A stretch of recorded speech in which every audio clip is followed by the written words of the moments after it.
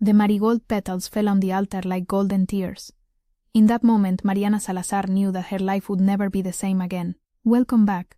Tell me from which city you're watching me and what time it is there. Now listen to the story. In the heart of Mexico City, where glass towers rise like modern sentinels over cobblestone streets that guard centuries of history, lived a young woman who seemed to have everything. Mariana Salazar, 28 years old, woke up every morning in a room with windows overlooking Chapultepec Forest. Her coffee-colored eyes opened to the distant sound of cathedral bells, while the first rays of sun filtered through Italian silk curtains that her mother had personally chosen.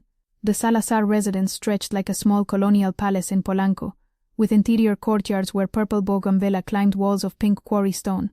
Every morning, Mariana walked barefoot over Talavera tile floors from Puebla, feeling the coolness of the tiles on her feet as she headed to the dining room where a breakfast that never ended awaited her.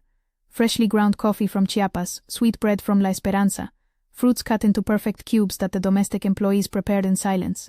But that January morning, something was different. Her parents waited for her in the dining room with an expression she had never seen before, a mixture of pride and something she couldn't identify. Her father, Don Ricardo Salazar, a man of 62 years whose hands weathered by decades of fieldwork contrasted with his Savile Row suits, held a coffee cup while looking through the window toward the garden where gardeners pruned roses in silence. "Mija," he said without turning to see her, "today we're going to receive the Duran family. Antonio is coming to officially meet you." Mariana felt the air thicken. She had heard that name for months in dinner-table conversations, in the phone calls her father received in the study with closed doors, in her mother's whispered comments when she thought no one was listening. Antonio Duran, the energy sector magnate, the man who at 35 had built an empire that stretched from oil platforms in the Gulf of Mexico to wind energy plants in Oaxaca. "Meet me?" asked Mariana, though in the pit of her stomach she already knew the answer. Her mother, Esperanza, an elegant woman of 58 who always smelled of French perfume and fresh roses, approached with a smile that didn't reach her eyes. "Dear, the Durans are an extraordinary family. Antonio is a brilliant man, educated at MIT, with businesses throughout Latin America. Your father and he have been discussing the possibility of uniting our companies." The words resonated in Mariana's mind like funeral bells. Unite companies. She didn't speak of love, compatibility, shared dreams. She spoke of business. She felt the dining room walls closing in on her while the coffee aroma turned bitter in her throat. That afternoon, the Salazar residence was transformed.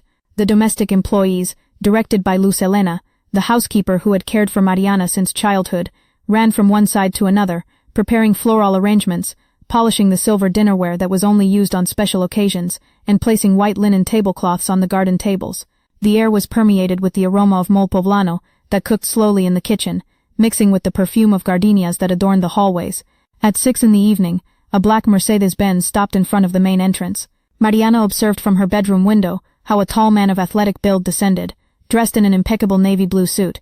Antonio Duran had slightly wavy black hair, combed back with gel, and green eyes that seemed to evaluate everything with mathematical precision.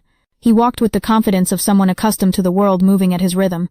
His parents accompanied him, Don Emilio Duran, a robust man of 68 years, whose weathered face spoke of decades building empires, and Doña Carmen, a petite but imposing woman, with silver hair gathered in an elegant chignon and gold jewelry that shone like small suns on her neck and wrists.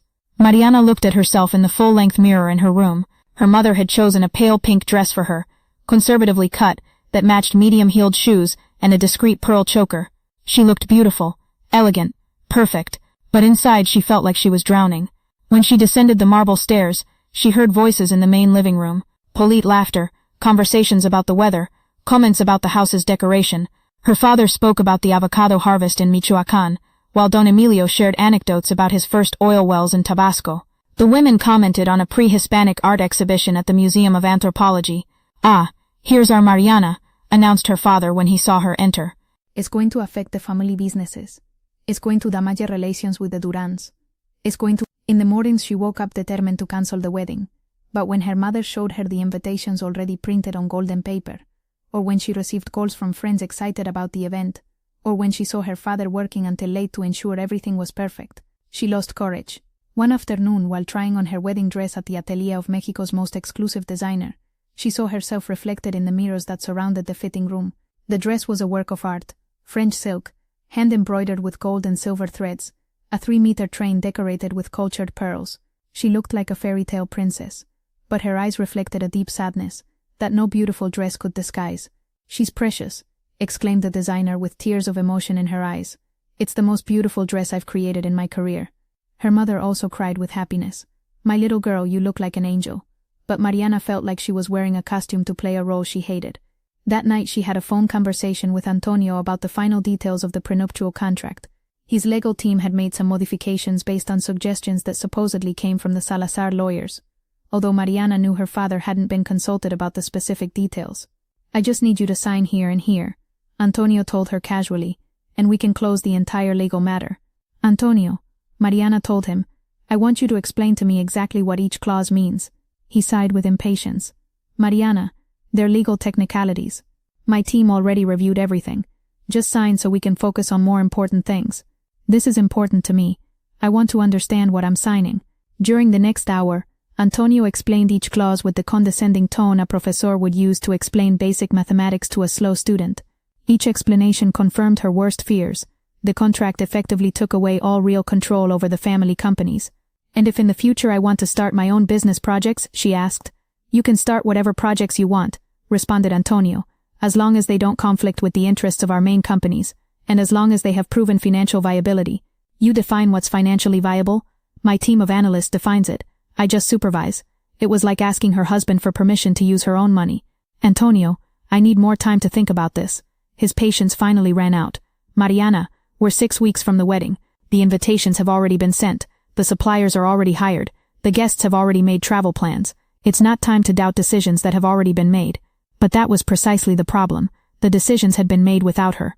The next day Mariana made a decision that surprised even herself. She drove to Diego's laboratory without warning. She needed to be in an environment where people made decisions based on their convictions, not on social expectations. She found him working with a group of students on the design of a rainwater collection system for rural communities. He wore a worn cotton t-shirt, jeans with dirt stains, and sneakers that had seen better days. He looked authentic, relaxed, at peace with himself. When he saw her arrive, he smiled with genuine surprise and joy. "Mariana, I didn't know you were coming today. I needed to be in a place where people follow their dreams instead of fulfilling others' expectations." Diego immediately noticed something was wrong. He asked his students to take a break and invited her to walk through the small experimental garden they had created in the laboratory's patio. "What's wrong?" he asked with that direct but empathetic way she had learned to value. For the first time in months, Mariana spoke with complete honesty. She told him about the arranged engagement, about the prenuptial contract, about the family pressure, about her doubts and fears. Diego listened to her in silence, without judging, without giving unsolicited advice. When she finished talking, they sat on a bench under the shade of a jacaranda tree that was beginning to bloom. "Can I ask you something?" he said finally. Mariana nodded. "If you could design your ideal life, without considering family expectations or social pressures, what would it be like?" No one had asked her that question in years. She closed her eyes and for the first time allowed herself to dream freely. "I would use the family companies to create positive social impact," she began slowly. "I would develop sustainable agriculture projects, green technology, renewable energy." It would work territory with rural communities to create dignified jobs that don't destroy the environment. It would travel throughout Mexico getting to know innovative local projects and connecting them with resources to grow. While she spoke, her voice filled with emotion and energy. Her eyes shone for the first time in weeks. "I would marry someone who shared those values, who would be my companion in those projects, not my boss. We would have children and teach them that economic privilege is a responsibility, not just an advantage. We would live well but not ostentatiously. We would be happy building something meaningful together." When she opened her eyes, Diego was looking at her with an expression she had never seen in Antonio's eyes. Genuine admiration. "That life sounds beautiful," he told her. "What's stopping you from living it?" "Fear," she responded without hesitation. "Fear of disappointing my family. Fear of social scandal. Fear of losing economic security. Fear of discovering I'm not as brave as I thought." "Fear is normal," Diego told her. "I was also afraid when I left my job at a multinational to found this company. My family thought I had gone crazy. My friends said I was throwing away a brilliant career. But do you know what I discovered? What? That the fear of living a life you don't want is much worse than the fear of fighting for the life you do want." Those words stayed resonating in her mind during the following days. Mariana began doing mental calculations. If she cancelled the wedding, she would lose her family's financial support, at least temporarily. But she had a personal account she had been saving for years. She could rent a modest apartment, look for work, start from scratch if necessary. The idea terrified and excited her at the same time. 1 week before the wedding, she had a nightmare that woke her in the middle of the night drenched in cold sweat. She dreamed she was standing at the cathedral altar, dressed in the beautiful wedding dress, but when she lifted the veil to kiss Antonio, she saw herself 40 years older, wrinkled and bitter, with eyes that had lost all spark of life. In the dream, an older version of herself looked at her reproachfully, and whispered, "Why did you do this to me? Why did you waste our life?" She woke up crying, and knew she couldn't continue postponing the most important decision of her life. The next day she called Sofia, and asked her come to her house immediately. "I need you to help me with something legal," she told her when she arrived. "What do you need?" "I need to check if there's any way to annul the engagement without it constituting a breach of contract that legally affects my family." Sofia looked at her with bright eyes. "Are you serious?" "Completely serious. I can't marry him, Sof. I prefer to disappoint my entire family than live the rest of my life regretting not having had the courage to be true to myself." Her friend hugged her with tears in her eyes. "I'm so proud of you." During the next 3 days, Sofia worked discreetly reviewing all the legal documents related to the engagement. She discovered that, technically, since Mariana had never signed the prenuptial contract, there were no binding legal obligations beyond social and family policies. "Legally, you're clean," she informed her, "but socially, it's going to be complicated." "How complicated?" "It's going to be the talk of Mexican high society for months. The magazines are going to speculate about the motives. Your family is going to face uncomfortable questions. The Durans are going to feel publicly humiliated." Mariana breathed deeply. "But can I do it?" "You can do it." The night before the wedding, while the entire Salazar residence buzzed with last-minute preparations, Mariana locked herself in her room and wrote 3 letters, one for her parents, one for Antonio, and one for herself. The letter for her parents was the hardest to write. "Dear Mom and Dad, I write this with a broken heart, knowing that what I'm going to do will disappoint you deeply. Tomorrow I'm not going to marry Antonio. This is not an impulsive or frivolous decision. I've spent months fighting with myself, trying to find a way to make everyone happy, including me. But I've come to the conclusion that it's impossible. I don't love Antonio, and he doesn't love me either. We are 2 distant people who could have a functional marriage. But I don't want a functional marriage. I want a marriage full of love, mutual respect, companionship, and shared values. I know you're going to say I'm immature, that I don't understand the responsibilities I have toward the family, but precisely because I love this family, I can't live a lie that would eventually make me so unhappy that I would end up being toxic for everyone. I'm going to use my inheritance to create the company I always dreamed of, a company focused on sustainability and social impact. If I fail, it will have been my failure. If I succeed, it will have been my success. But it will have been mine. I love you more than words can express. I hope that someday you can understand, and perhaps forgive me. Your daughter who adores you, Mariana. The letter for Antonio was more direct. Antonio, I cannot marry you.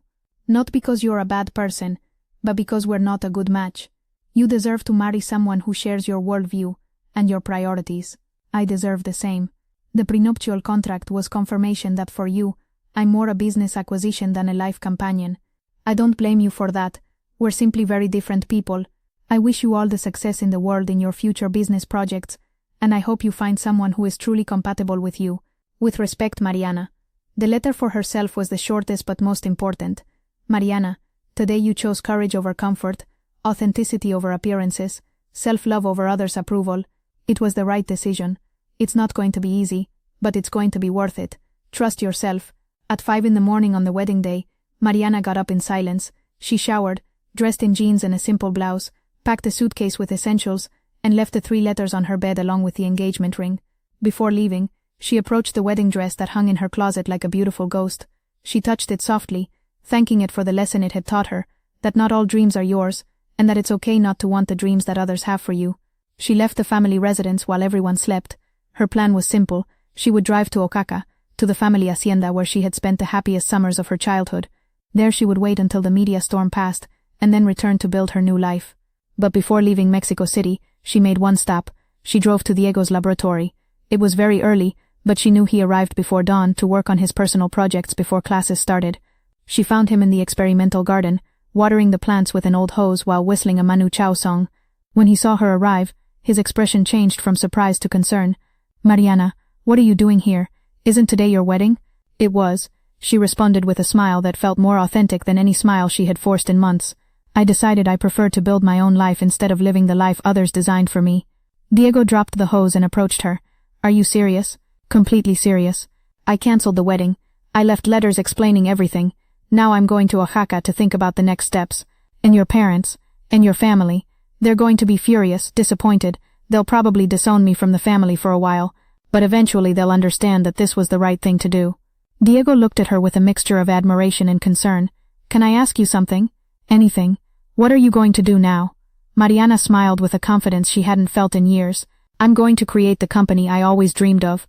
I'm going to work with rural communities developing sustainable projects. I'm going to use my privilege to generate positive change, not just to accumulate more wealth. And do you need partners in that company? The question took her by surprise. Why? Because we've been talking about these same topics for months. Because I believe in your vision. And because... He stopped, as if deciding whether he should continue. Because what?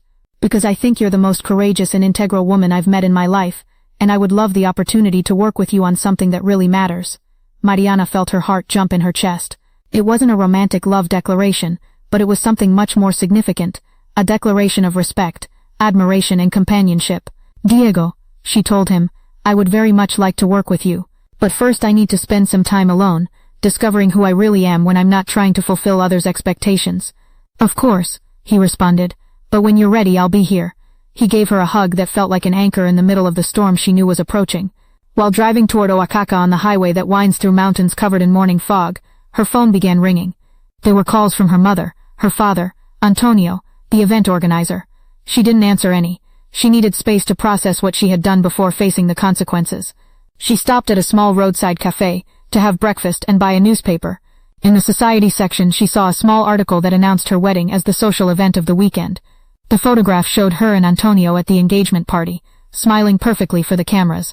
She looked beautiful in the photo, but also empty, like an actress playing a convincing but soulless role.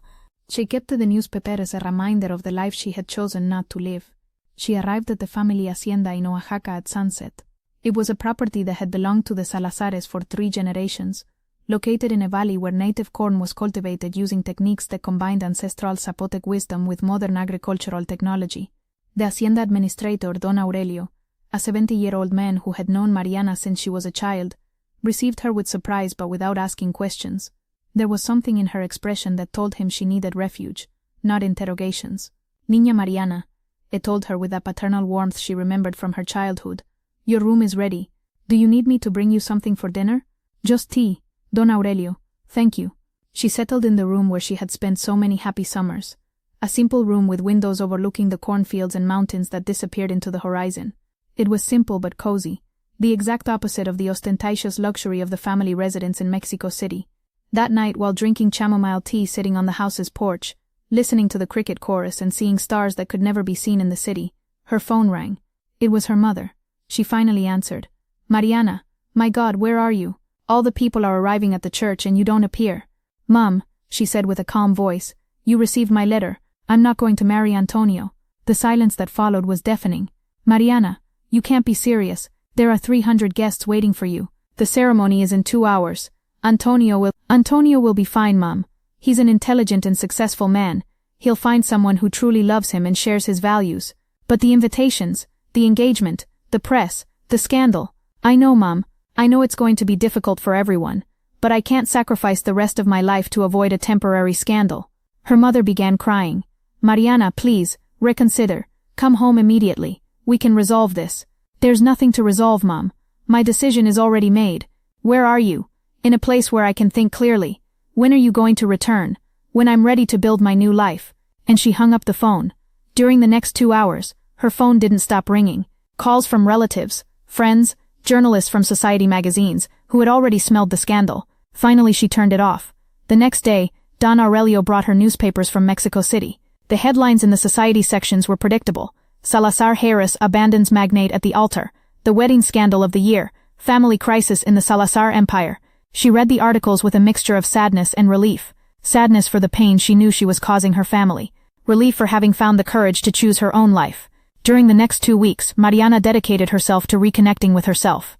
She walked among the cornfields at dawn, helped agricultural workers in daily tasks, cooked Oaxacan recipes she had learned as a child, read books about sustainability and social entrepreneurship that she had bought in the nearest town.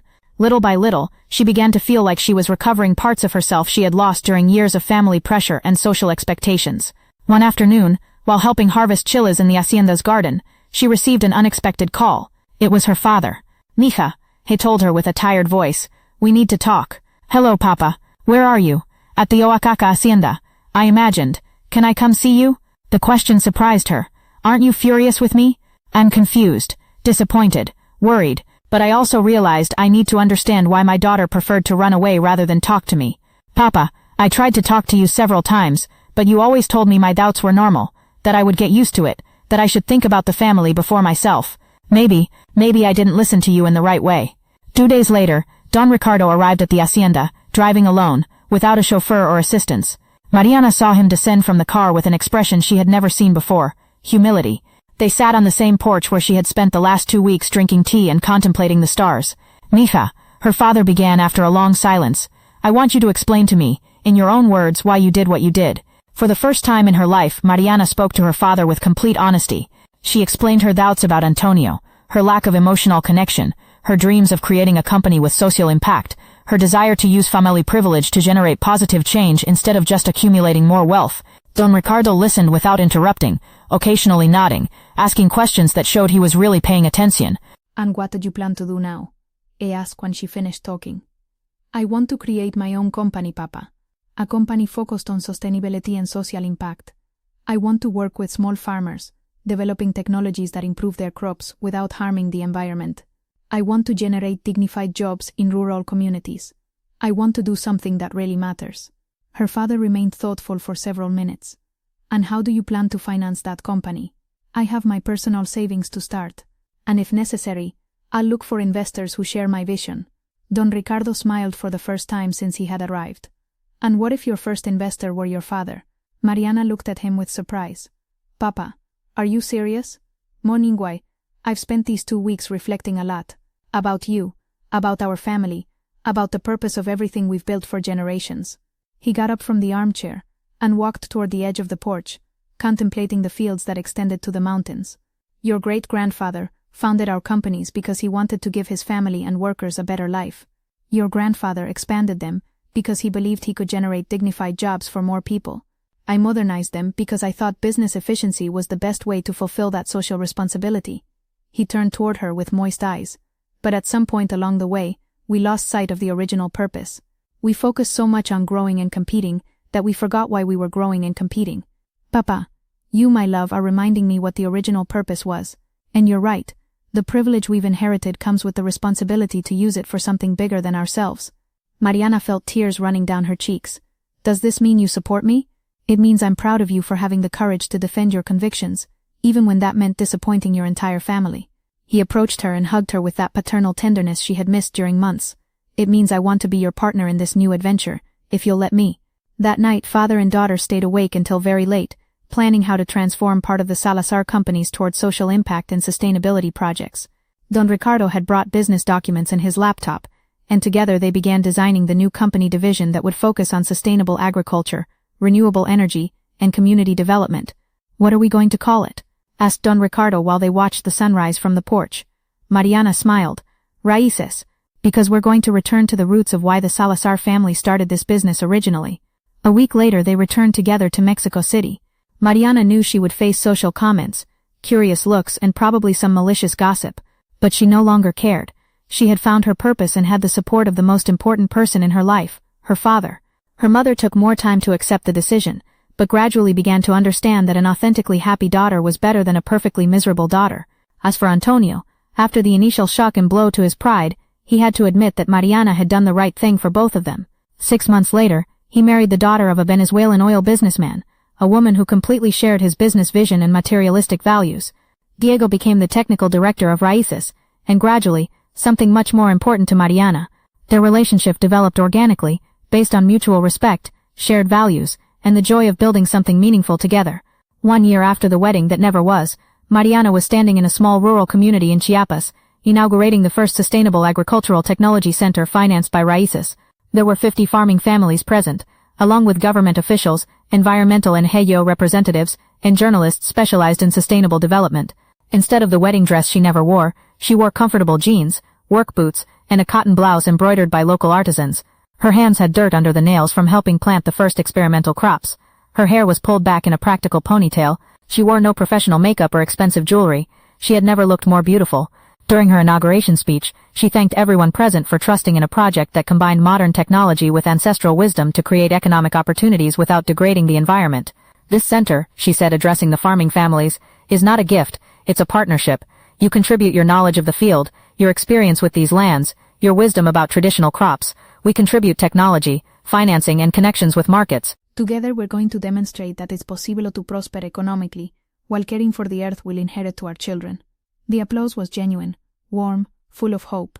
After the ceremony, while walking among the experimental crops with Diego, her father, and Don Aurelio, who had accepted to become cultural advisor to the project, Mariana reflected on the year that had completely transformed her life. "Do you regret anything?" Diego asked while they observed a group of children playing among the native corn plants. Mariana thought about it seriously. "I regret the pain I caused my parents at first. I regret not finding the courage to speak honestly much earlier. But I don't regret the decision I made. Not even when you read the malicious comments in society magazines." Mariana laughed.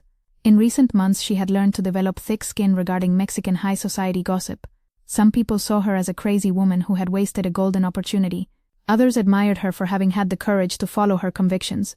"Malicious comments come from people who don't have the courage to question their own lives," she responded. "Why would I care about the opinion of people who have never questioned whether they're living the life they really want?" That night, in the small-town hotel where they were staying, Mariana wrote in the diary she had begun keeping after moving to Oaxaca. "Exactly 1 year ago I would have been returning from my honeymoon in the Maldives, probably feeling empty despite being in paradise. Instead, I'm in a small town in Chiapas, with dirt under my nails and my heart full of purpose. I learned that there's a difference between the life others design for you and the life you design for yourself. The first can look perfect from the outside, but feels hollow from the inside. The second can seem uncertain and imperfect, but feels authentic in every fiber of your being. I don't know exactly what the future holds for me, but I know that whatever it is, it's going to be mine. My decisions, my mistakes, my successes, my lessons learned, and that makes all the difference." 6 months later, Mariana and Diego married in a small and intimate ceremony at the Oaxaca hacienda. Instead of 300 high society guests, the people who really mattered were presente, their families, close friends, hacienda workers, and some of the farming families who participated in Raíces projects. Instead of an international designer dress, Mariana wore an Oaxacan huipil embroidered by local artisans, with designs that told the story of Earth's fertility and harvest abundance. Instead of a reception at the city's most luxurious hotel, they celebrated in the hacienda's patio, with local mariachi music, mole prepared by the town's traditional cooks, and artisanal mezcal produced in the region. It was simple, authentic, full of genuine joy. During their dance as spouses, Diego whispered in her ear, "Happy?" Mariana looked into his eyes, those honey-colored eyes that had seen in her not a business acquisition, but a life companion, and responded, "Completely." After the wedding, the newlyweds didn't go on an exotic honeymoon, but traveled through different Mexican states, visiting sustainable rural development projects, learning from local communities, and planning Raíces' next expansions. It was the perfect honeymoon for them, combining romance with purpose, exploration with social commitment, personal adventure with community responsibility. Now, 2 years after the wedding that never was, Mariana is standing in front of a group of university students at Tecnológico de Monterrey, her old school, giving a conference titled Entrepreneurship with Purpose, when success is measured in impact, not just profits. In the audience she sees young faces full of the same restlessness she had felt years before, the tension between fulfilling family expectations and following their own dreams. "I want to tell you a story," she begins, "about a young woman who almost married the wrong man for the wrong reasons, and how finding the courage to disappoint others led her to find the courage not to disappoint herself." During the next hour she tells her story with total honesty, family pressures, doubts, fears, the decision to cancel the wedding, consequences, and finally building an authentic life. At the end of the conference, a final year student raises her hand. "Licenciada Salazar," she asks, "what would you tell someone who is in a similar situation but is afraid of disappointing their family?" Mariana smiles, remembering the 28-year-old woman who had been in that same position not long ago. "I would tell her that disappointing your family temporarily is better than disappointing yourself permanently. I would tell her that people who truly love you will want your authentic happiness, not your perfect performance." "And I would tell Chimerza completely disappears, but you can act despite fear." She pauses and looks directly at the student who asked the question. "But above all, I would tell her that your life belongs to you. It doesn't belong to your parents' expectations, nor to family traditions, nor to social pressures. It's yours, and you're the only person who has to live with the consequences of your decisions every day for the rest of your life." After the conference, several students approached to ask more personal questions. Mariana realizes there's an entire generation of young Mexicans struggling with the same conflict between tradition and authenticity, between security and purpose, between pleasing others and being true to themselves. That night, in her apartment she shares with Diego in Roma Norte, a modest space but full of plants, books, and photographs from Raíces projects. Mariana reflects on how different her concerns are now compared to 3 years ago. Before she worried about fulfilling social expectations, maintaining perfect appearances, no creating family conflict. Now she worries about the environmental impact of her projects, ensuring farmers receive fair prices for their products, finding ways to scale her programs to help more communities. They're concerns that fill her with energy instead of draining her, because they're aligned with her deepest values. Diego arrives from the laboratory carrying a bag from the local market full of organic vegetables they'll use to prepare dinner together. It's a ritual they've developed, cooking together while telling each other about their days, planning future projects, and enjoying simple domestic intimacy. How was the conference, he asks while washing tomatoes. Incredible. There were so many young people with the same questions I had a few years ago. I think we should create a mentorship program for students who want to develop social enterprises. Diego smiles. In the 2 years they've been together, he's learned to recognize that look in his wife's eyes, the look that means she just thought of a new way to generate positive impact. Are you already thinking about how to structure it? He asks. I'm thinking of about 5 different ideas, responds Mariana with enthusiasm. We could partner with universities, create social enterprise incubators, develop a financing fund for student projects. While she speaks, Diego observes her with the same amazement he felt the first time he heard her talk about her dreams. There was something magnetic about her passion, about her ability to see possibilities where others saw problems, about her determination to use every opportunity to create something good in the world. After dinner, they sit on the small balcony of their apartment that overlooks a quiet street full of independent cafes, second-hand bookstores, and local art galleries. It's a neighborhood where creative people live, social entrepreneurs, artists and young professionals who have chosen meaning over status. Diego, Mariana tells him while observing young couples walking down the street, have you ever wondered what would have happened if I hadn't canceled that wedding? He looks at her seriously. Honestly, yes, I have wondered. And what do you think? I think you probably would have been an exemplary wife and dedicated mother. You would have fulfilled all social expectations. Maybe you would have even found certain satisfaction in that life. Mariana nods. But you wouldn't have been you. You would have been an edited version of yourself, designed to fit into someone else's life. And what would you have done? Diego becomes thoughtful. I probably would have continued working on interesting but small projects. Maybe I would have found professional satisfaction. But I never would have met my ideal life partner because she would have been playing the role of another man's ideal wife. They remain in silence for a few minutes, contemplating the alternative life that never existed. Do you know what's most ironic? Says Mariana finally. What? That by choosing to disappoint my family initially, I ended up creating something that makes them prouder than a strategic marriage ever would have. It's true. Don Ricardo now speaks with genuine pride about Raíces projects when he meets with other businessmen. Her mother has begun getting involved in education programs for rural women that the company manages. Even some of her more conservative relatives have admitted that Mariana found a unique but effective way to honor the family legacy. 1 year later, Mariana is pregnant with her first child. During pregnancy, she spends much time reflecting on what kind of life she wants to give her baby, what values she wants to transmit, how she can raise a child who has economic privilege but also social consciousness. One afternoon, while sitting in the Oaxaca Hacienda garden waiting for Diego to return from a meeting with local cooperatives, she feels the baby's first kicks. She places her hands on her belly and speaks to it in a low voice. Little one, she tells it, you're going to be born into a family that has many privileges. You're going to have opportunities that millions of Mexican children don't have. You're going to grow up without worrying about food, education, or economic security. A pause while she feels another little kick. But you're also going to grow up knowing that those privileges come with responsibilities. You're going to learn that your value as a person doesn't come from how much money you have, but from how much good you do with what you have. You're going to learn that true wealth isn't measured in bank accounts, but in the positive impact you generate in others' lives. Another kick, stronger. And above all, my love, you're going to grow up knowing that your life belongs to you, that your mom and dad are going to support you so you can discover who you really are, not so you become who we want you to be, that you can choose your own path, even if that path disappoints us initially. Diego arrives at that moment and finds her crying softly with her hands on her belly. What's wrong? He asks with concern. Nothing bad, responds Mariana. I was just thinking about what kind of parents we want to be. Diego sits next to her, and also places his hands on her belly.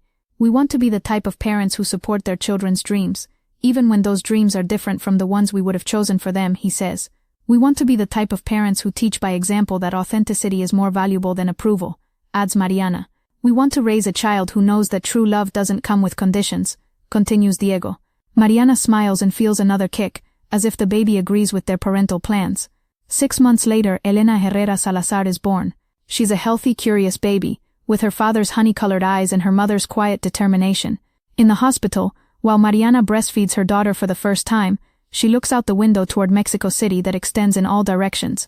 Somewhere in that city is the cathedral where she should have married Antonio 3 years ago. Somewhere are the event halls where she would have celebrated a wedding that never would have made anyone truly happy. But here she is in a simple hospital room, holding the most important person in her life, with the man she chose as companion for real love, having built a company that generates positive impact in thousands of lives. Little Elena, she whispers to her daughter, your mom learned something very important before you were born, that saying no to the wrong life is the only way to say yes to the right life. The baby makes a soft sound, as if she understood, and now you're going to grow up in a life that is authentic, imperfect, but completely ours. 4 years later, Mariana is giving another conference, this time at the World Economic Forum in Switzerland, talking about business models that combine profitability with social impact. Elena, now a 4-year-old girl with the same curious and independent spirit as her mother, is at home with Diego, probably helping him water the plants in the experimental garden they've created in their house's patio. At the end of her presentation, a Brazilian businesswoman approaches to congratulate her. Your story is inspiring, she tells her, but I have to ask you, have you ever questioned whether you made the right decision? Have you ever thought about how your life would be if you had taken the easier path? Mariana smiles. It's a question she's been asked dozens of times over the years. Of course I've thought about that, she responds. But every time I ask myself that question, I come to the same conclusion. The easy path would have been easy only at first. In the long run, it would have been extraordinarily difficult to live a life that didn't belong to me. And don't you miss the security you would have had in that life? What security? There's nothing secure about living a lie. There's nothing secure about waking up every day pretending to be someone you're not. There's nothing secure about building your happiness on others' approval. The Brazilian businesswoman nods thoughtfully. True security, continues Mariana, comes from knowing yourself, from knowing what really matters to you, from having the confidence that you can adapt and grow regardless of what challenges life presents you. That night, from her hotel in Switzerland, Mariana calls her home in Mexico. Diego answers the phone, while Elena screams excitedly in the background, because she just saw a butterfly in the garden. How was the conference? Diego asks. Incredible. I met entrepreneurs from around the world who are working on projects similar to ours. I think we can create an international network of impact companies. Of course you can, responds Diego with that absolute confidence in his wife's abilities that has never wavered. Can I talk to Elena? Elena, Mommy is on the phone. She hears little feet running to the phone. Mommy, we saw an orange butterfly, and Daddy says it's because the flowers we planted are growing. Mariana smiles. Her daughter is learning from a young age that actions have positive consequences, that taking care of good things makes them grow. How wonderful, my love. And what else did you do today? I helped Daddy write a letter to the men who grow corn, and we played that we were scientists discovering new plants. Even at 4 years old, Elena is already absorbing lessons that work can be fun when you have purpose, and that science and curiosity can be used to help others. 2 hours later, when she finally hangs up the phone, Mariana stays contemplating the Swiss mountains that can be seen from her window. She thinks about how far she is from home, but also how close she feels to everything that really matters in her life. If she had followed the original plan, at this moment she would have been married to Antonio for almost 7 years. She probably would have 2 or 3 children. She would live in a spectacular mansion, would have domestic employees, would wear designer clothes, and would attend social events every week. But she wouldn't know the deep satisfaction of working on something she loves. She wouldn't have experienced the authentic love she feels with Diego. She wouldn't have raised Elena with the freedom to be completely herself. She wouldn't have truly known herself. The next day, during the flight back to Mexico, Mariana writes in her journal, "Today a woman asked me if I regret having chosen the difficult path. The question made me reflect on what difficult really means. Was it difficult to disappoint my family initially? Yes. Was it difficult to face social scandal? Yes. Was it difficult to build a company from scratch? Yes. Was it difficult to learn to trust my own decisions? Yes. But would it have been easier to live a life that made me feel empty inside every day for the next 70 years? Definitely not. The pain of disappointing others is temporary. The pain of disappointing yourself is permanent. The discomfort of leaving your comfort zone is temporary. The discomfort of living a life that doesn't belong to you is permanent. The stress of building something from scratch is temporary. The stress of pretending to be someone you're not is permanent. I chose temporary pains to avoid permanent pains. I chose discomfort that allows me to grow over comfort that would keep me stagnant. And yes, I definitely chose correctly. Now 5 years after the wedding that never was, Mariana is standing in the same place where this story began, in the garden of the family residence in Polanco, but this time the circumstances are completely different. She's there to celebrate the 5th anniversary of Raíces, the company she built following her dreams instead of fulfilling others' expectations. The guests aren't Mexican high society, but the farmers, cooperativists, students, and social entrepreneurs who have been part of the company's journey. Elena, now 5 years old, runs among the guests with the natural confidence of a girl who has grown up knowing she is loved exactly as she is. Diego converses animatedly with a group of young engineers who want to replicate some of Raíz's projects in their own states. Don Ricardo, now 67 years old but with more energy than ever, is explaining to a group of journalists how his daughter's rebellious decision ended up revitalizing all the family companies by giving them a clearer purpose and more authentic identity. Her mother, Esperanza, is coordinating a scholarship program for daughters of rural workers, a project that never would have existed if Mariana had married Antonio and settled for being the perfect wife of a business magnate. At one moment in the party, Mariana finds herself alone for a few minutes beside the fountain where years before she had walked with Antonio while he explained his business plans as if she were just another employee who should follow his instructions. Sofia approaches with 2 glasses of Mexican wine produced by a cooperative that Raíz has helped modernize. "What are you thinking about?" her lifelong friend asks. "About how strange time is," responds Mariana. 5 years ago, standing exactly in this place, I felt like I was living someone else's life. Now, standing in the same place, I feel like I'm finally living my own life. And how does it feel? Mariana looks around, her husband helping her father explain sustainability projects, her daughter playing with children from different social classes who came with their cooperativist parents, her mother laughing genuinely for the first time in years, Raíz's employees sharing success stories from the communities they work with. "It feels like home," she responds. "It feels like real life." That night, after all the guests have left and Elena has fallen asleep, Mariana and Diego sit in the same place where she had asked the most important question of her life years before. "Can I ask you something?" Diego tells her. "Anything. If a time machine appeared right now and you could go back 5 years to talk to the Mariana who was about to marry Antonio, what would you tell her?" Mariana remains thoughtful for several minutes. "I would tell her she's stronger than she thinks. That the people who truly love her are going to support her authentic decisions, even if she initially disappoints them. That fear never completely disappears, but that she can act despite fear." She pauses. "But above all, I would tell her that she's the only person who has to live her life. That she can choose to live for others' expectations, or she can choose to live for herself, and that only one of those options will make her truly happy. And do you think that version of you would have had the courage to listen to you?" Mariana smiles. "I think that version of me already had the courage. She just needed permission to use it." The next day, Mariana receives an unexpected letter. It's from a 24-year-old woman named Patricia, a final-year student at Universidad Iberoamericana, who had seen her online conference and had identified with her story. The letter says, "Dear Licenciada Herrera, my name is Patricia Morales, and I'm in a situation very similar to what you lived 5 years ago. My parents have arranged my engagement with the son of a family friend, a respectable man but with whom I have no real connection. The wedding is in 3 months. Like you, I've been struggling with guilt about disappointing my family versus living an authentic life. Your story gave me hope that it's possible to choose authenticity without destroying family relationships forever. Would it be possible to meet to talk? I need to hear from someone who went through this and came out the other side stronger and happier." With admiration and hope, Patricia, Mariana reads the letter twice, vividly remembering how she had felt 5 years ago when she desperately searched for someone who had gone through a similar experience and could assure her it was possible to survive the decision to disappoint others so as not to disappoint herself. She immediately responds, inviting her to lunch the following week. When they meet at a small cafe in Condesa, Mariana sees in Patricia a younger version of herself, intelligent, educated, privileged, but profoundly unhappy for living a life designed by others. During lunch, Patricia tells her story: conservative parents, social expectations, a boyfriend who sees her more as a social asset than a life companion, her own dreams of studying sustainable architecture that she's had to abandon to prepare to be the perfect wife. "How did you find the courage?" Patricia asks. "How were you able to disappoint your family knowing how much they would suffer?" Mariana remembers the question Diego had asked her years before that had completely changed her perspective. "Patricia," she tells her, "let me ask you something.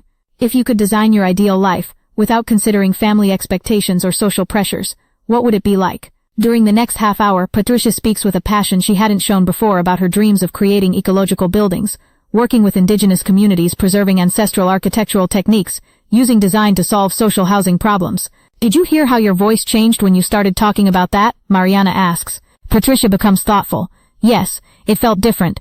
That's how someone sounds when they talk about their real purpose. Have you ever talked like that about your future marriage?" Patricia shakes her head. "Courage didn't appear overnight," continues Mariana. "It was a gradual process of realizing I was more afraid of living a life that wasn't mine than of facing the consequences of living the life that was mine." "And did your family really forgive you?" They didn't just forgive me. They eventually realized that an authentically happy daughter was much better than a perfectly miserable daughter. But you have to be prepared for a period of adjustment. All eyes turned toward her, but the only ones que studied her with intensity were Antonio's. He approached with a calculated smile, took her hand and kissed it softly. His lips were warm, but his touch felt cold like marble. "Mariana," he said with a low and modulated voice, "your beauty surpasses everything I had been told." She smiled automatically, pronouncing the words expected of her. "Pleasure to meet you, Antonio. I've heard great things about your business achievements." During dinner, Antonio displayed all his charm. He spoke of his travels through Europe, of new technologies in renewable energy, of his plans to expand his businesses toward Central America. He was intelligent, cultured, successful, but every word that came from his mouth sounded like a commercial transaction, as if he were presenting an investment project instead of getting to know the woman with whom he supposedly would share the rest of their lives. Mariana responded mechanically, smiled at appropriate moments, asked polite questions about his companies, but her mind was elsewhere, remembering the afternoons of her adolescence when she would escape with Luz Helena to the Xochimilco market, where they bought fresh flowers and talked with vendors about their families, their dreams, their daily struggles. There she had found authenticity, human warmth, real life. Mariana studied business administration at Tecnológico de Monterrey, commented her mother with pride. "She's always had a very sharp mind for business." "Excellent," responded Antonio. "That will make things much easier when we work together on expanding our family businesses." He had spoken in future tense, as if it were already decided, as if she were part of a contract that had already been signed without her knowledge. After dinner, while the parents conversed in the study, Antonio asked her to walk with him through the garden. The night was cool, typical of Mexico City winter, and the golden lights that illuminated the pathways created a romantic atmosphere that contrasted with the tension Mariana felt in her chest. "I have to tell you something," Antonio told her as they walked beside the central fountain where water fell in gentle cascades over Xochimilco stone. "From the moment your father told me about you, I knew you were the perfect woman to accompany me in my projects." Projects. He hadn't mentioned love, not even affection, only projects. "Antonio," began Mariana, searching for the right words, "I think we should get to know each other better before making any important decisions." He stopped and looked at her with those green eyes that seemed to calculate every movement. "Of course, Mariana. But I want you to know that my intentions are completely serious. I see in you the ideal companion, intelligent, educated, from a respectable family. Together we could create something extraordinary, like a corporate merger, like a hostile takeover, like a financial operation." That night, after the Durans left amid smiles and promises to return soon, Mariana locked herself in her room. She took off the pink dress, let down her hair, and sat by the window overlooking the garden. The city lights extended to the horizon like a sea of stars, but she felt lonelier than ever. Luz Helena entered without knocking, as she had done since Mariana was little. She carried a cup of chamomile tea, and that maternal expression that always comforted her when something worried her. "How did it go, mijita?" she asked while leaving the cup on the nightstand. Mariana looked at her with moist eyes. "Luz, do you believe in true love?" The older woman sat on the bed and took Mariana's hands between hers, weathered by years of work but infinitely tender. "Of course I do, my child. I found my Manuel when I was your age, and although we were poor as church mice, I never doubted for a second that he was the love of my life. We married in San Juan de Aragon with a borrowed dress and silver rings, but I've never been as happy as on my wedding day. And if you don't feel that for the person your family wants you to meet." Luz Helena looked at her with those black eyes full of wisdom that only years and experience give. "Mijita, your heart is yours. Neither your father, nor your mother, nor anyone in this world can decide for it. If you don't feel butterflies in your stomach, if your heart doesn't race when you see him arrive, if you don't feel like you could talk with him until sunrise every day of your life, then he's not the man for you." Mariana felt tears rolling down her cheeks. "But Papa says it's a great opportunity for the family, that the Durans are an important family. Family is important, my love, but you are too. Your happiness also counts." That night Mariana couldn't sleep. She stayed awake until the sky began to clear, thinking about Luz Helena's words, about Antonio's calculated smile, about the bright expectation in her parents' eyes. "It's not going to be easy, Nishilano. Is it worth it?" Mariana thinks about Elena playing in her house's experimental garden, about Diego returning every night with exciting stories about the projects they work on together, about the deep satisfaction of building something meaningful, about the peace of living in total coherence with her values. "Patricia," she tells her, "there's a difference between regret and nostalgia.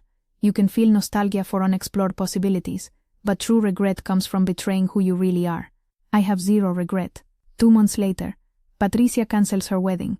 There's family drama, as Mariana had warned there would be. There's a difficult period of adjustment and uncomfortable conversations.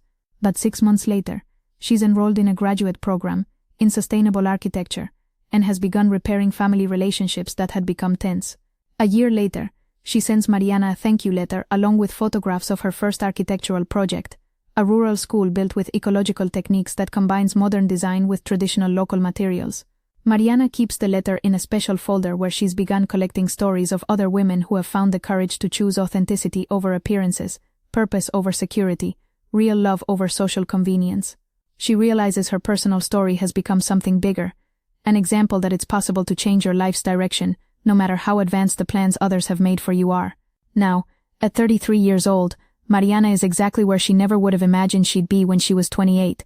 She doesn't live in a mansion, but lives in a house full of authentic love. She's not married to a business magnate, but is married to her ideal companion. She's not someone else's perfect wife, but is the most authentic version of herself. Elena now is 5 years old, and is beginning to show signs of having inherited both her father's scientific curiosity and her mother's social determination. She asks constant questions about why some plants grow better than others, why some families have more resources than others, and how to solve the problems she observes in the world. One afternoon, while mother and daughter plant seeds in their house's garden, Elena asks, "Mommy, why did you decide not to marry the man your parents wanted?" It's the first time Elena asks a direct question about that part of family history. Mariana stops, looking for the age-appropriate way to explain such a complex decision. "What would you do," she asks Elena, "if someone told you that you have to play with a toy you don't like, every day for your whole life?" Elena wrinkles her nose. "I wouldn't like it. And what would happen if everyone told you it's a very pretty and expensive toy, and that you should be grateful to have it? But if I don't like playing with it, it wouldn't make me happy," responds Elena with children's simple logic. Exactly. Sometimes adults try to convince ourselves that we should be happy with things that don't really make us happy, just because other people think they're good things. Elena nods solemnly. "The man they were going to marry me to your grandmother and grandfather was a good person, but he wasn't the right person for me. He didn't make me happy like your daddy makes me happy. And that's why you decided not to marry him." "Yes, I decided to wait until I found someone who really made me happy, even if that meant some people were going to be angry with me at first." Elena becomes thoughtful while placing a seed in the earth. "Mommy," she says finally, "when I grow up, are you going to let me choose who I want to marry?" Mariana smiles and hugs her daughter. "My love, you're going to be able to choose everything, who you want to marry, what career you want to study, where you want to live, what kind of life you want to build. Your daddy and I are going to advise and support, but the decisions will be yours. And if I choose things you don't like, we're going to love you exactly the same. Our job as your parents is to help you become the best version of yourself, not to turn you into the person we want you to be." Elena hugs her mother with that total confidence that only children who have grown up knowing they are unconditionally loved have. "I love you, Mommy. I love you too. My love." That night, after Elena falls asleep, Mariana and Diego sit on their small balcony contemplating the stars that sometimes can be seen in Mexico City when pollution isn't too dense. "What are you thinking about?" Diego asks when he notices she's particularly quiet. "About Elena, about the kind of world we're inheriting to her, about how we can ensure she grows up with the confidence to make her own decisions. I think we're already doing it," responds Diego. "We're raising her with the example that it's possible to live with integrity, that true love doesn't come with conditions, that she can be authentic without having to sacrifice family relationships." Mariana nods. "Sometimes I think about all the women of my generation, and past generations who married the wrong men because they didn't have the courage or support to choose differently. About all the lives that were lived halfway because someone decided that social approval was more important than personal happiness. But I also think about all the young women like Patricia who are finding the courage to choose differently because now they have examples that it's possible. Do you think Elena is going to have to face the same pressures?" Diego becomes thoughtful. "I think she's going to have different pressures, but probably just as intense. Society always finds new ways to tell women how they should live their lives. But I also think," he continues, "that she's going to grow up with tools you didn't have when you were young. She's going to grow up knowing her parents respect her decisions, that an authentic life is more valuable than a life that's perfect in appearance, that she has models of women who chose real happiness over false security." 6 months later, Mariana is giving an interview for a documentary about social entrepreneurship in Mexico. Part of the interview is filmed at the Oaxaca Hacienda, where everything really began years ago when she sought refuge to process the most important decision of her life. "Many people see your story as inspiring," the interviewer tells her, but there are also those who criticize you for being selfish, for putting your personal happiness above your family's needs. How do you respond to those criticisms? Mariana has heard that criticism many times over the years, especially from conservative sectors of Mexican society, who believe women have the obligation to sacrifice their personal desires for family good. First, she responds calmly, when I made my decision, I didn't know whether it would turn out well or badly for my family. I only knew I couldn't live a lie. It turned out that my decision eventually benefited my family, because it allowed them to rediscover the real purpose of our companies, and create genuine social impact. But even if my decision had economically harmed my family, she continues, I believe it would have been the right decision, because a family that requires its members to sacrifice their authenticity to stay united isn't really a healthy family. Second, I don't believe it was selfishness. Selfishness would have been marrying Antonio knowing I didn't love him, living an unhappy life that eventually would have made me so bitter I would have been toxic for everyone around me, including the children we would have had. And what would you tell a young woman who is in a similar situation? I would tell her that her life belongs to her, that she has the right to be happy, that people who truly love her will want her authentic happiness, not her perfect performance, and that it's better to disappoint others temporarily than to disappoint yourself permanently. After the interview, Mariana walks alone through the hacienda's cornfields. It's the same path she had walked years before when she was trying to decide if she had the courage to cancel her wedding.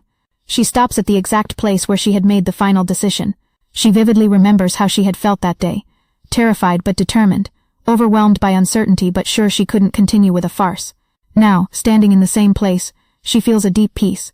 Not the peace of someone whose life has been easy, but the peace of someone who has faced difficult decisions and emerged from the other side stronger and more authentic. Her phone rings. It's Diego, calling from Mexico City. How did the interview go? He asks. Good. They asked me about the criticisms that I was selfish. And what did you respond? The truth. That true selfishness would have been living a lie that eventually would have hurt everyone. Where are you now? In the place where I made the most important decision of my life. And how does it feel to return there? Mariana looks around, the golden cornfields waving in the breeze, the purple mountains in the distance, the infinite sky that extends in all directions. It feels like materialized freedom. It feels like gratitude, she responds. Gratitude toward the version of me who had the courage to choose the unknown over the safe but empty. I love you, Diego tells her with that simplicity that never stops moving her. I love you too. You, Elena, and this crazy and imperfect but completely authentic life we built together. That night, in her small room at the hacienda, Mariana writes in her journal, Today someone asked me if it was selfishness to choose my personal happiness over family expectations. The question made me reflect on the difference between selfishness and self-respect. Selfishness is putting your desires above others' well-being. Self-respect is refusing to sacrifice your authenticity for others' comfort. Selfishness is making decisions without considering how they affect people you love. Self-respect is making decisions that allow you to become the best version of yourself for people you love. Selfishness is living only for yourself. Self-respect is living as yourself. I didn't choose my happiness over my family's. I chose authenticity over performance. I chose growth over comfort. I chose real love over social convenience. And as a result, I'm not only happier, but I'm a better daughter, a better wife, a better mother, and a better citizen. You can't give what you don't have. If you don't have an authentic life, you can't teach authenticity. If you don't have self-love, you can't give real love. If you don't have personal integrity, you can't create family integrity. My decision 5 years ago wasn't selfish. It was the greatest act of love I could do, toward myself and eventually toward all the people I love. The next day, while driving back to Mexico City, Mariana receives a call from her assistant with exciting news. Raíces has been selected to receive an International Business Sustainability Award. The ceremony will be in Costa Rica next month. But more important than the award is what it represents. Recognition that it's possible to build successful companies that prioritize social impact over maximum profits, that treat employees and communities as partners instead of exploitable resources, that measure success and improve lives in addition to financial numbers. When she gets home, she finds Elena and Diego waiting for her with a handmade sign that says Welcome Sustainability Champion.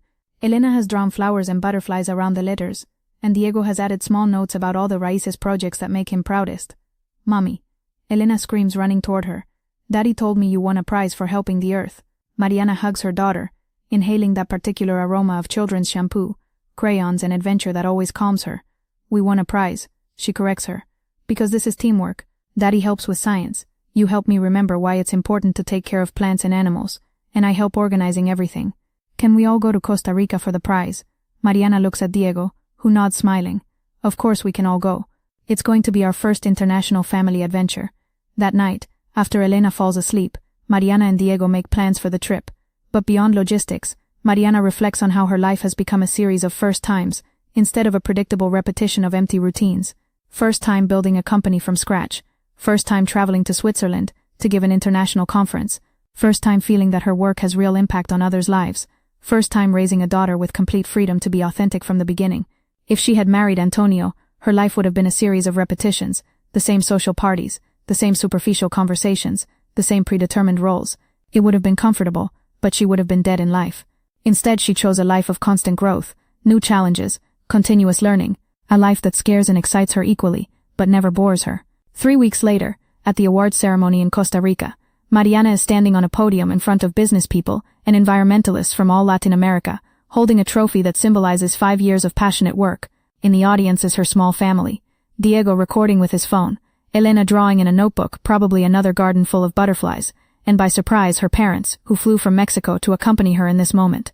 During her acceptance speech, Mariana speaks about the importance of aligning work with personal values, about how companies can be vehicles for positive social change, and about the irreplaceable satisfaction of building something meaningful. When I was young, she says toward the end of her speech, I thought success was measured in social status and wealth accumulation. I learned that true success is measured in positive impact and personal integrity. I thought security came from following predetermined paths. I learned that true security comes from knowing yourself so well you can navigate any uncertainty without losing your moral compass.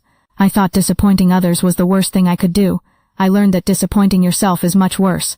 This award isn't mine, she concludes. It belongs to all the rural communities that trusted our ideas, to all the young entrepreneurs who are building companies with purpose, and to all people who choose authenticity over appearances, impact over status, and real love over social convenience. The applause is long and genuine. When she comes down from the podium, Elena runs toward her with open arms. Mommy, you spoke very beautifully, and everyone was very happy. Did you understand what I was saying? You said it's important to do things that help people and make your heart happy. In a 5-year-old, simplification is the essence of everything.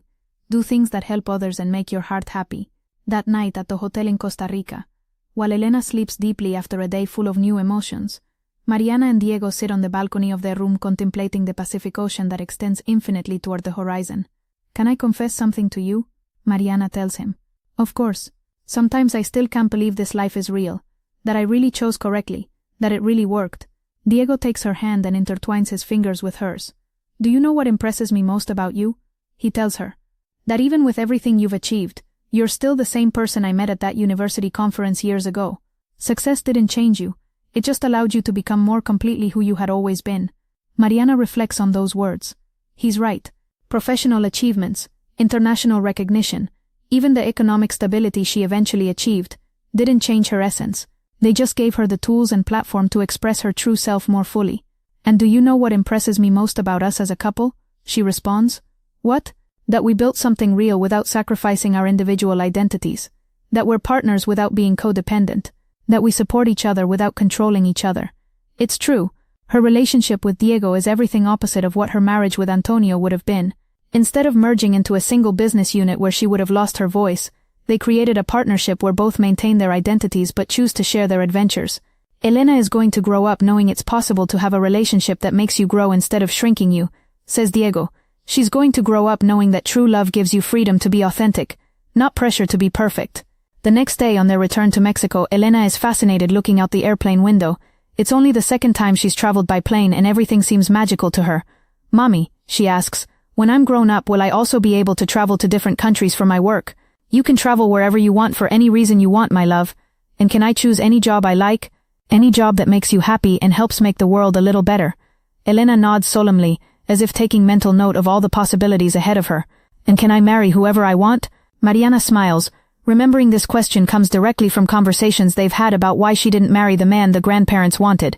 You can marry the person who makes you truly happy, who respects you completely, and who wants to build a beautiful life with you.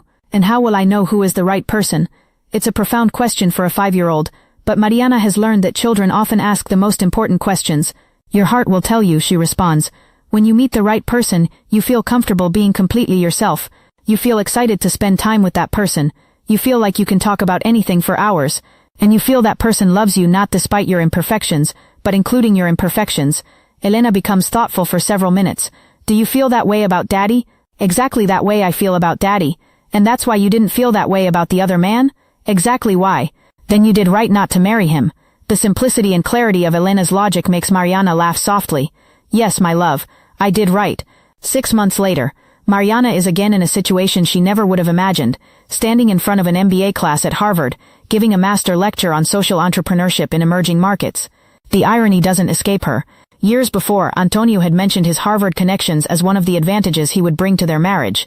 Now she's there on her own merits, as a result of her own work and achievements. The students are brilliant, ambitious, many destined to work at prestigious consultancies or investment banks. But some show signs of the same restlessness she had felt, the suspicion that maybe there are more meaningful ways to use their talents. What was the exact moment when you knew you had to change course? A student asks after the conference. Mariana thinks about this question she's been asked hundreds of times over the years. It wasn't an exact moment, she responds. It was a gradual process of realizing I was living the life others had designed for me, not the life I really wanted. But how do you know what life you really want? By paying attention to what gives you energy versus what takes it away. By paying attention to when you feel most authentic versus when you feel you're playing a role. By paying attention to what conversations excite you versus which ones bore you. Another student raises her hand. But what happens if the life you really want is incompatible with your family's expectations? It's the million-dollar question. The question Mariana asked herself for months before finding the courage to act. Then you have to decide what's more important. The temporary comfort of fulfilling others' expectations. Or the permanent satisfaction of living with personal integrity. I'm not going to lie to you, she continues. Choosing authenticity over approval isn't easy at first. But it's less difficult than spending the rest of your life resenting people you love, because you allowed them to make decisions that were yours to make. After the conference, several students approached to ask more personal questions. Mariana realizes that regardless of country or culture, there's an entire generation of young people dealing with the tension between traditional expectations and authentic desires. A student of Mexican origin tells her that her parents expect her to return to Guadalajara to manage the family textile business, but she dreams of working in renewable energy. Another of Chinese origin explains that her parents have invested everything in her Harvard education, expecting her to become an investment banker, but she wants to develop medical technology for developing countries.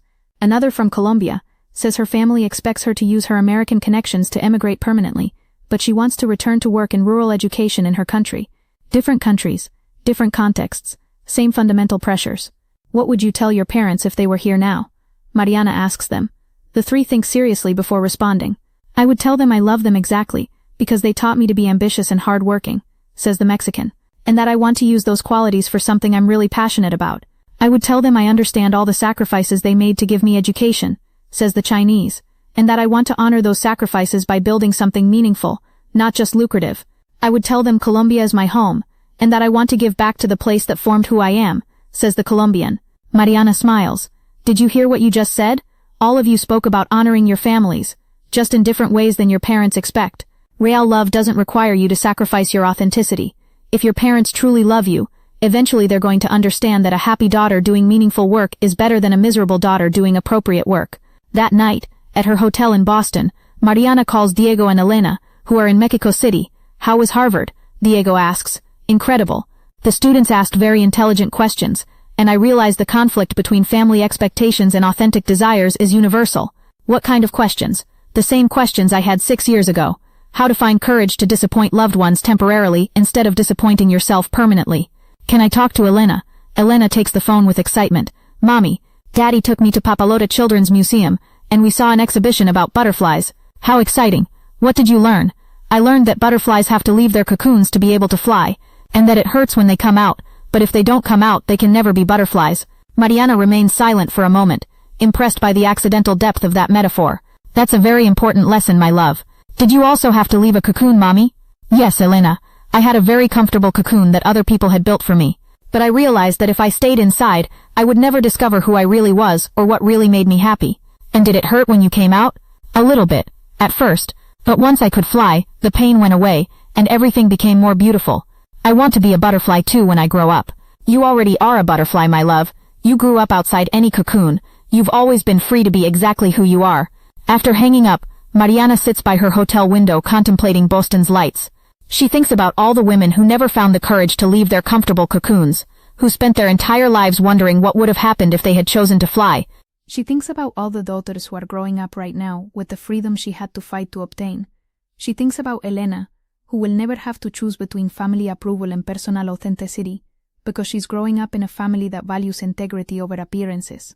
The next day, while flying back to Mexico, Mariana writes in her journal, "Today a little girl taught me that butterflies have to leave their cocoons to be able to fly, and that the process hurts but is necessary for transformation. I spent the first 28 years of my life inside a cocoon that others built for me. Family expectations, social pressures, others' definitions of success and happiness. The cocoon was comfortable, it was warm and predictable. Everyone assured me it was a beautiful cocoon, and that I should be grateful to have it. But inside the cocoon, I couldn't breathe fully. I couldn't stretch my wings. I couldn't discover what I was really capable of achieving. Leaving the cocoon was terrifying. The outside world was uncertain and challenging. There were no guarantees I would succeed. But once I learned to fly, I realized that all the guarantees in the world aren't worth the price of staying trapped. Now I'm raising a daughter, who knows from the beginning that she has wings, who doesn't need permission to use them, who understands that flying is her birthright, not a privilege she has to earn through compliance. That's my real legacy. Not the company I built, or the impact I created, but the confidence I'm giving Elena to trust her own instincts and follow her own path from the very beginning." Upon landing in Mexico City, Mariana is greeted by a group of reporters who want to interview her about her time at Harvard. But more importantly, Elena and Diego are waiting with a sign that says, "Welcome home, Butterfly Mommy." Elena drew butterflies all around the letters, and Diego added small notes about all the students she probably inspired during her conference. "Mommy," Elena runs toward her, "we told your daddy about the butterflies, and he says you're like one because you flew away from something you didn't like and now you're helping other people learn how to fly too." Mariana lifts Elena in her arms, feeling overwhelming gratitude for this simple and perfect life that almost didn't exist. "Do you know what, my love?" she tells Elena. "The most important thing I learned at Harvard is that our family already has everything we need to be happy. What do we have? We have love that doesn't come with conditions. We have work that makes our hearts happy. We have the freedom to be exactly who we are. And we have each other." Elena hugs her tightly. "And do we also have butterflies in our garden?" "We also have butterflies in our garden." That night, after Elena falls asleep, Mariana and Diego sit on their small balcony under the stars that sometimes can be seen in Mexico City when the pollution isn't too dense. "Do you ever think about what would have happened if you hadn't taken the safe path?" Diego asks. Mariana considers the question she's been asked hundreds of times over the years. "Honestly, yes, but not because I regret my decisions. I think about it because it reminds me how grateful I am that I found the courage to choose growth over comfort. How do you imagine your life would have been if you had married Antonio? Comfortable but empty, secure but soulless, respectable but resentful." She pauses to look at the stars. "I would have had beautiful children whom I would have loved deeply, but I would have raised them inside the same cage that almost trapped me. I would have done charity work that made me feel useful, but not work that made me feel alive. And more importantly, I never would have met you, never would have experienced real love, never would have known what it feels like to have a partner who sees you completely and loves you exactly as you are." Diego takes her hand. "Do you know what I like most about our love story? That it demonstrates that when you're brave enough to disappoint the wrong people, you create space to find the right people, and that real love doesn't require you to abandon who you are. It requires you to become more yourself." They sit in comfortable silence, listening to the sounds of the city below, passing cars, music from nearby apartments, laughter from couples walking by. At 11:47 p.m., exactly 6 years after the time Mariana would have been married to Antonio, if she hadn't found the courage to leave her elegant cocoon, she makes a final entry in her journal. "Tonight marks exactly 6 years since the Mariana who almost lived others' expectations would have become Mrs. Duran. Instead, I'm sitting here as Mariana Herrera, mother of Elena, wife of Diego, founder of Raíces, and most importantly, the most authentic version of myself I've ever been. I have no regrets, not for the pain I caused initially, not for the uncertainty I chose, not for the sacrifices I made, but a challenging moment led me here, to this life that feels like it actually belongs to me, to this love that feels like home, to this work that feels like purpose. If I could send a message to the Mariana of 6 years ago, the one who was terrified but preparing to make the most important decision of her life, I would tell her, trust yourself, you're stronger than you realize. The people who truly love you will understand eventually, and the life that's waiting on the other side of your fear is more beautiful than you can possibly imagine. You don't need permission to be happy. You don't need permission to follow your dreams. You don't need permission to choose love over convenience. Your life belongs to you. Use it well. With all my love from the future, the woman you chose to become. Today, 7 years after the wedding that never happened, Mariana looks at her life and sees all the forms that joy can take. Elena, now 8 years old, who builds butterfly gardens and asks constant questions about how to make the world better. Diego, who still looks at her as if she's the most fascinating woman he's ever met. Raíces, which now operates in 5 countries and has helped more than 10,000 families transition to sustainable agriculture. Her parents, who frequently say that their daughter's rebellious decision was the best thing that ever happened to the family legacy. Elena's confidence that she can be anyone and do anything, without ever doubting that her parents will support her choices. And most importantly, the deep satisfaction that comes from knowing that every day of her life is lived according to her most authentic values. If life were a telenovela, this would be the happy ever after ending. But real life doesn't have endings. It has transformations, continued growth, new challenges that bring new opportunities to be brave. What Mariana has learned is that happiness isn't a destination you reach. It's a practice you choose every day. The practice of being honest about what truly matters to you, being brave enough to pursue it, and being patient enough to allow the people you love time to understand and support your decisions. Have you ever lived or known someone who has gone through something similar? Tell me in the comments your response. If this story reached your heart, give it a like and subscribe so this message reaches whoever needs it most. Because we all deserve the freedom to live a life that truly belongs to us. She felt like she was standing at a crossroads, where all paths seemed wrong. The next day her mother entered her room with a radiant expression. She brought in her hands a navy blue velvet box that she immediately recognized as being from the most exclusive jewelry store in Polanco. "Look what Antonio sent," she said while opening the box to reveal an engagement ring. A solitaire diamond so large it seemed to capture all the light in the room. Mariana was left breathless, not from the ring's beauty, but from what it represented. It was beautiful, expensive, perfect, but it felt like a chain disguised as jewelry. "Isn't it precious?" exclaimed her mother. "The Durans want to officially announce the engagement next weekend. I already spoke with the event organizer. We'll have the party at Club de Golf Chapultepec. It will be the event of the year." Her mother's words sounded distant, as if they came from the bottom of a tunnel. Mariana took the ring with trembling hands and placed it on her ring finger. It fit perfectly, as if it had been measured specifically for her. Of course it had been measured. Antonio was the type of man who left nothing to chance. "Mom," she managed to say with a hoarse voice, "don't you think all this is going too fast?" Esperanza sat next to her on the bed, with that maternal smile she used when she wanted to convince her of something. "Dear, when you find the right person, why wait? Antonio is perfect for you. He comes from an excellent family, is successful, educated, handsome. What more could you ask for?" What more could she ask for? Love, connection, the certainty that she was making the right decision, and not simply fulfilling others' expectations. But she said nothing. She just nodded, and let her mother make plans for a party that would celebrate an engagement she didn't remember accepting. The following days passed like a fog. Invitations engraved on golden paper arrived, florists who filled the house with spectacular arrangements, musicians who came to rehearse the perfect playlist for the most elegant engagement party that Mexican high society had seen in years. Mariana let herself be carried by the whirlwind of preparations like a ship without a rudder. She tried on dresses, approved menus, smiled for photographs that would appear in society magazines. But inside, each passing day she felt emptier, as if she were playing a role in a theater production she had never auditioned for. Antonio visited her every afternoon. He took her to dinners at the city's most exclusive restaurants, Pujol, Quintonil, Sud 777, places where dishes arrived like small works of art, and a bottle of wine cost more than what many Mexican families earned in a month. He spoke of his expansion plans, of his vision for the future, of how together they could build an empire that would transcend generations. He was intelligent. She couldn't deny that. He had converted a small family business into an international consortium. He had contacts on Wall Street and the London Stock Exchange. He could speak of international politics with the same ease as new technologies or emerging markets. But he never asked about her dreams, about what made her happy, about her fears or hopes. For him she was the final piece of a business puzzle he had been assembling for decades. One afternoon, while walking through the halls of Museo Somaya, Antonio stopped in front of a Rodin sculpture and commented, "It reminds me of an acquisition I made last year, a French family business that resisted modernization. At first it was complicated, but with the right strategy I managed to get them to adapt to my vision." Mariana looked at him fixedly. Was he talking about a company or about her? "The key," he continued without noticing her expression, "is to identify what each situation needs and apply the correct pressure at the right moment. It's not always popular, but the results speak for themselves." That night, Mariana found herself in her father's study.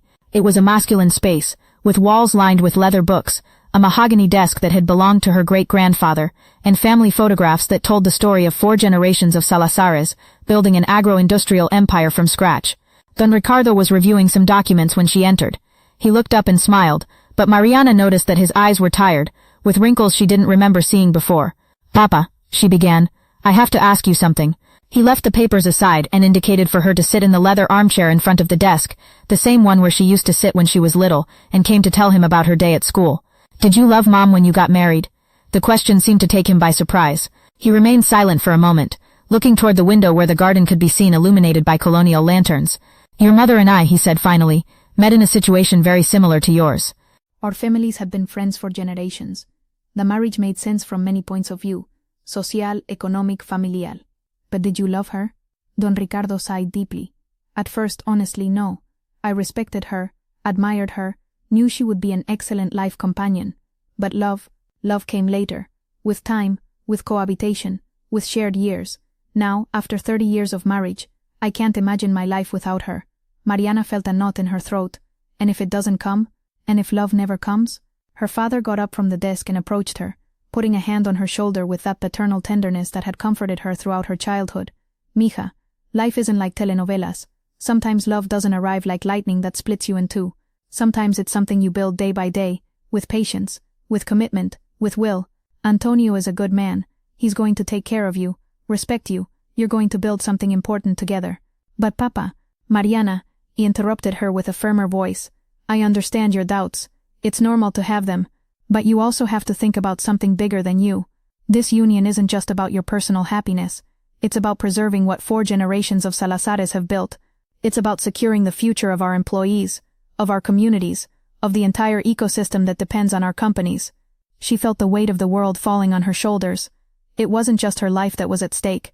It was the family legacy, the future of hundreds of employees, the economic stability of entire communities that depended on the jobs generated by their companies. "And what about my dreams?" she asked in a barely audible voice. "Your dreams are going to change, my love. When you have children, when you see the companies grow, when you see the positive impact they can have on Mexico, you're going to realize there are dreams much bigger than the ones you have now." That night, Mariana called her friend Sofia, a university classmate who now worked as a human rights lawyer at an NGO. They had studied together at Tecnológico de Monterrey, but had taken completely different paths after graduating. "Sof," she told her when she answered the phone, "I need to see you." They met the next day at a small café in Roma Norte, far from the world of Polanco and Lomas de Chapultepec, where Mariana was accustomed to moving. It was a cozy place, with walls full of books, indie background music and the comforting aroma of freshly ground coffee beans. Sofia arrived dressed in jeans, a cotton blouse and Converse sneakers.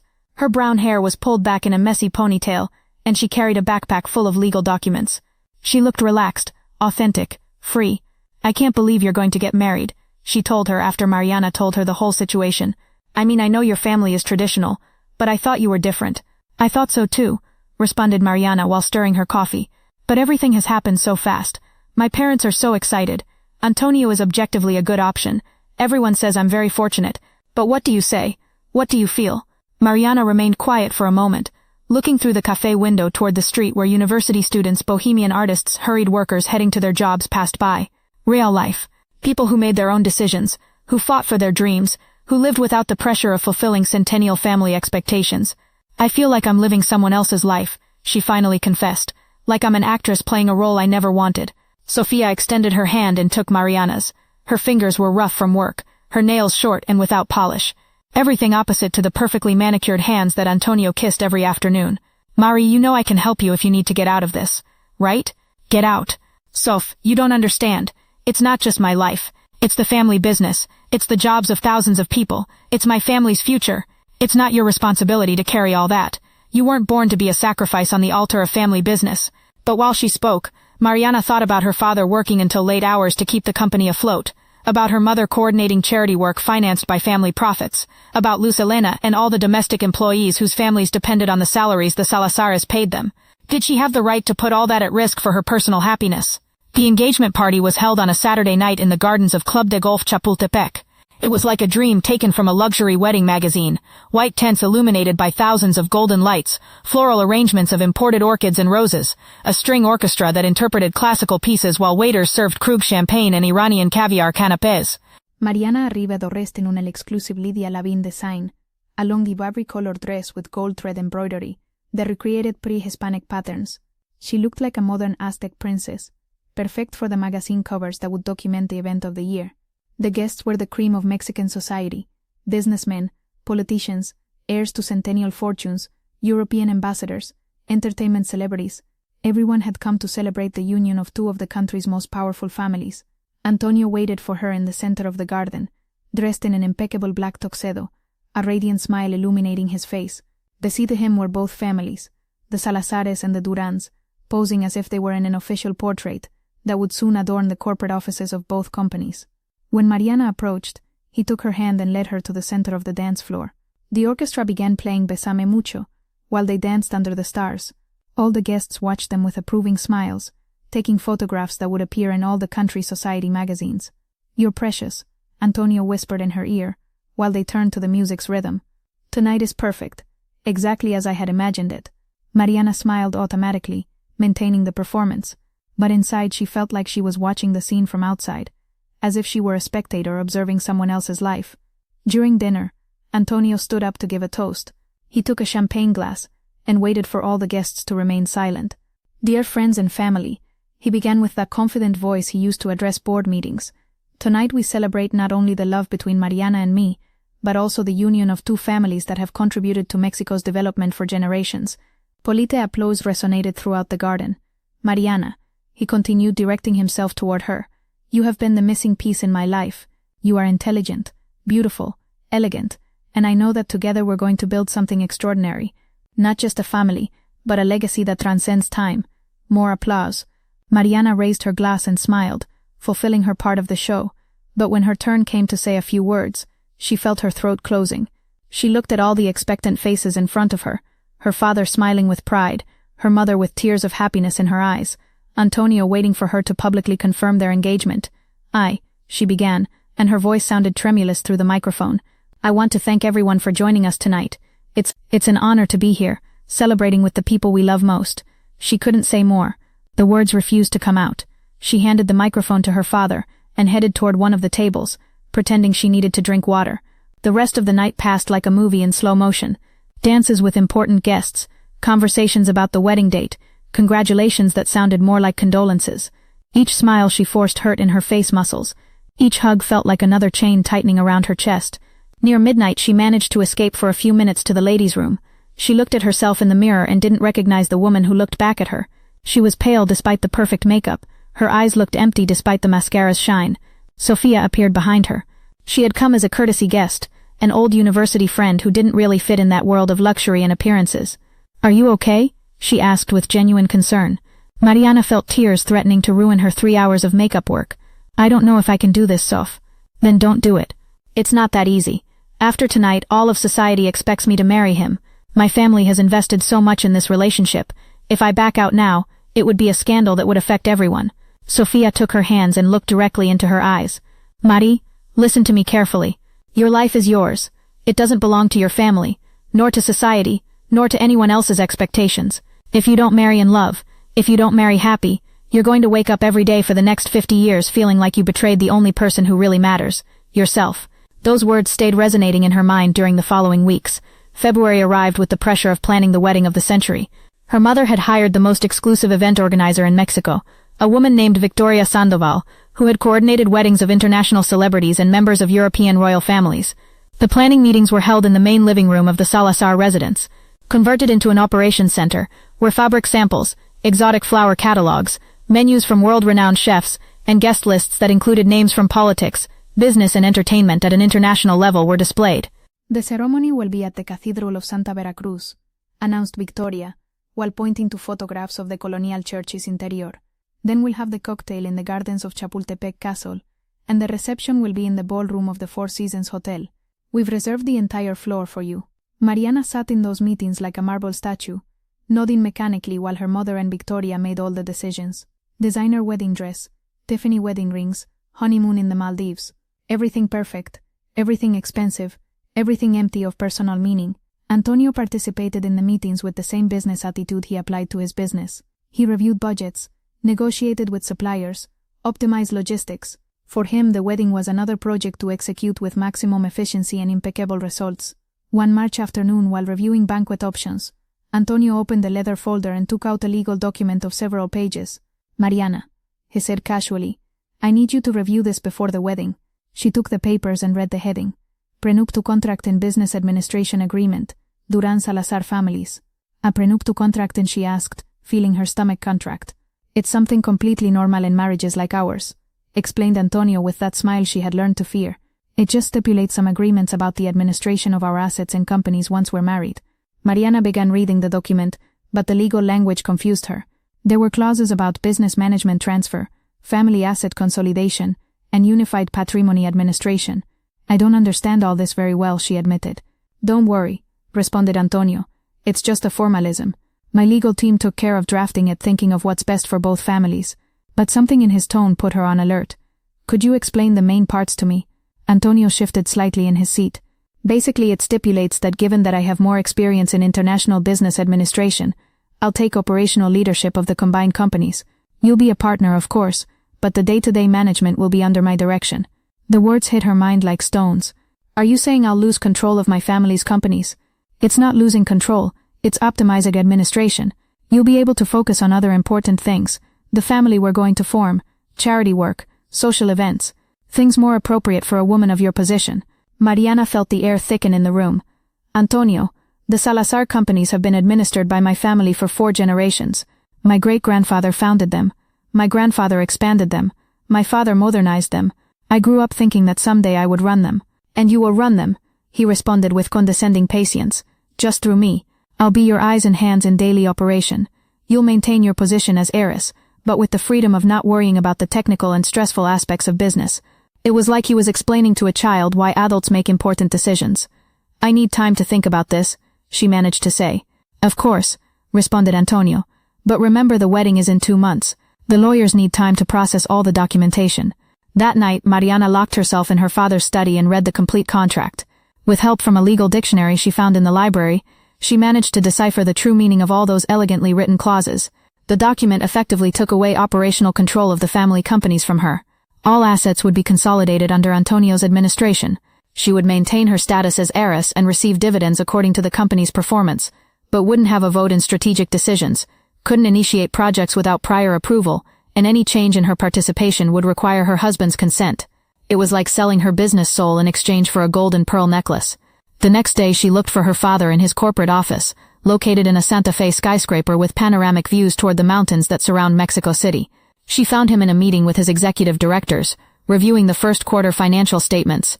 When he saw her enter, he suspended the meeting and asked everyone to leave them alone. "Papa," she began without preamble, "I need you to see this." She showed him the prenuptial contract. Don Ricardo reviewed it in silence for several minutes, his eyebrows frowning more and more as he advanced in the reading. "Did you already know about this?" Mariana asked him when he finished reading. Her father sighed deeply. "Antonio had mentioned something about a contract, but I hadn't seen the specific details. Papa, this practically signs away the family business." Antonio would have total control over everything that your great-grandfather and you built. Don Ricardo got up from his desk and walked toward the window that overlooked the city. For several minutes he remained quiet, with his hands in his pockets, contemplating the urban landscape that extended to the horizon. "Mariana," he said finally without turning to see her, "business has changed a lot in recent decades. It's no longer enough to be a traditional family business. You need strategic alliances, access to international markets, cutting-edge technology, investment capital that we alone cannot generate." "But Papa, Antonio has all that," he continued. "He has contacts on Wall Street, contracts with the federal government, access to European investment funds. With him, our companies could multiply their size in less than 5 years." Mariana felt the world swaying under her feet. "Is that why you want me to marry him? For business?" Her father finally turned toward her, and for the first time Mariana saw something she had never noticed before in his eyes: fear. "Mija, globalized market competition is brutal. If we don't grow, if we don't modernize, if we don't make strategic alliances, in 10 years we won't exist anymore. We'll have lost everything that 4 generations worked to build. And if I don't want to marry him." The silence that followed was more eloquent than any words. Don Ricardo approached her and put his hands on her shoulders, as he had done when she was little and needed to explain something important to her. "Mariana, I know this is difficult for you. I know it's not the life you dreamed of when you were a girl. But sometimes people in our position have to make decisions that go beyond our personal desires. We have responsibilities to our families, to our employees, to the communities that depend on us. And doesn't my happiness matter? Your happiness does matter, my love. But the stability of everything we've built also matters. And I promise you that Antonio is going to take care of you, respect you. It may not be love at first sight, but you're going to build a good life together. That afternoon, Mariana drove aimlessly through the streets of Mexico City. She needed air, needed space, needed to feel like she had control over something, even if it was just over the steering wheel of her car. She found herself parking in front of a small park in Colonia Doctores, far from the elegant areas where she normally moved. It was a humble park, with rusty playground equipment, cement benches painted green, and street vendors offering corn and snow cones. She sat on one of the benches and observed the families enjoying the afternoon. Children running among the swings, mothers chatting while their babies slept in strollers, grandfathers playing dominoes under the shade of a leafy tree. Real life. People who made decisions based on what they felt, not on what social expectations or business strategies dictated. A girl of about 6 years old approached timidly. She had her hair pulled back in 2 ponytails adorned with pink ribbons, and wore a school uniform that had seen better days. "Miss," she told her with that frankness that only children have, "why are you crying?" Mariana touched her cheeks and realized she indeed had tears rolling down her cheeks. "It's just, I'm a little sad," she responded. The girl looked at her with those black eyes full of childish curiosity. "My grandma says that when someone is sad they have to do something that makes them happy. What makes you happy?" It was such a simple, direct question that Mariana was left speechless. What made her happy? She had been so focused on fulfilling expectations, on being the perfect daughter, the ideal girlfriend, that she had lost sight of her own desires. "You know what," she told the girl, "I don't remember anymore." The little one smiled with that innocent wisdom of children. "Then you have to remember. It's important." That night, Mariana stayed awake until very late, sitting on the floor of her room, surrounded by photo albums from her childhood and adolescence. She was looking for clues of who she had been before family pressure converted her into the woman she now saw in the mirror. She found photographs of when she was 12 years old and had won a natural sciences contest with a project about solar energy. Her smile in that photo was radiant, authentic, full of pride for having achieved something by herself. Other photographs showed her on family trips to the haciendas in Oaxaca, where the Salazares had agricultural properties. She looked happy running among the cornfields, learning about sustainable crops, talking with workers who explained ancestral agricultural techniques to her. She also found pages from a diary she had written during high school, full of dreams about studying environmental engineering, about developing technologies that would help modernize Mexican agriculture without damaging the environment, about using her family's privileged position to generate positive changes in the country. When had she stopped dreaming about those things? When had she allowed others to decide her future? The next day she called Sofia and asked her to accompany her to an event she had seen announced on social media, a conference about sustainability and social entrepreneurship at a public university in the south of the city. They arrived at an auditorium full of university students, professors, environmental activists, and social entrepreneurs. The atmosphere was completely different from the high society events she was accustomed to. Here people spoke with passion about changing the world, about creating companies that generated positive social impact, about using innovation to solve real problems. One of the speakers was Diego Herrera, a 29-year-old engineer, who had founded a green technology company that developed intelligent irrigation systems for small farmers. He was tall, thin, with slightly tousled brown hair, and honey-colored eyes that lit up when he spoke about his projects. True sustainability, he said from the podium, isn't just using solar panels or recycling trash. It's creating economic systems that allow communities to prosper without destroying their environment. It's using technology to empower those who have least, not just to make the already rich richer. His words resonated in Mariana's chest like bells. Finally, she had found someone who spoke her same emotional language. During the break, she approached Diego to congratulate him on his presentation. He looked at her with surprise. It was obvious she didn't fit in that university environment with her designer clothes and aristocratic privilege aura. "Thank you very much," he told her with a genuine smile. "Are you a student here?" "No," responded Mariana, feeling slightly uncomfortable. "I just came because I'm very interested in the sustainability topic." "And what do you do?" It was a simple question that left her without an answer. What did she do? Being an heiress daughter wasn't really a profession. "The truth," she admitted. "Right now I'm looking for my path." Diego smiled with understanding. "That's the most honest thing I've heard in a long time. Most people say they have everything figured out when they're really just as lost as everyone else." They talked during the entire break about sustainable agriculture, green technologies, Mexico's potential to lead the transition toward renewable energy in Latin America. Mariana was surprised by how much she knew about those topics, knowledge she had acquired during summers working on family properties, but had never had an opportunity to share with someone who valued it. At the end of the event, Diego asked if she would like to visit his laboratory the following week. "We have some prototypes that might interest you," he told her. "If you're really looking for your path, maybe seeing what we're doing will inspire you." That night, Mariana had dinner with Antonio at one of his favorite restaurants in Polanco.